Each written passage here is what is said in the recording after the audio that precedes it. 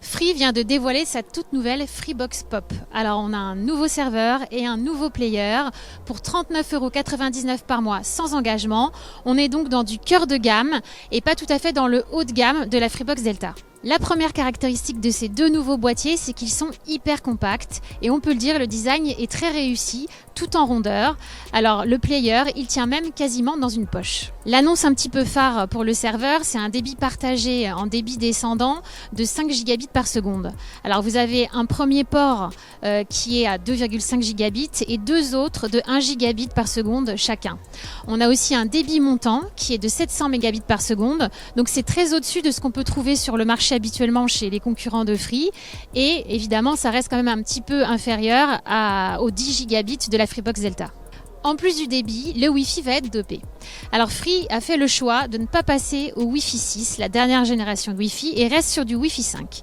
Malgré tout, il a fabriqué et développé lui-même ce répéteur, et ce répéteur va pouvoir être souscrit en plusieurs exemplaires de manière à mettre en place un réseau méché chez vous. Donc vous allez gagner en couverture mais aussi en débit à l'intérieur de votre domicile. Alors Free inaugure aussi une toute nouvelle application qui s'appelle Freebox Connect pour vous simplifier en fait la connectivité de votre domicile.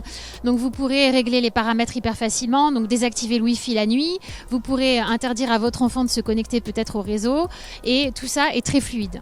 Alors le player, c'est une box Android TV, mais Free a développé sa propre APK. Donc en fait, on utilise sa toute nouvelle interface Oki dès qu'on veut avoir une expérience de divertissement. Donc il y a plus de 200 chaînes. Alors très intéressant, il y a un Chromecast intégré. Et on sent que tout a été très très bien pensé, tout est fluide. On a assisté à une démonstration de l'interface. Il y a même une toute nouvelle fonctionnalité qui s'appelle Start Over, qui permet de rattraper un programme qu'on a loupé qui est en cours de diffusion.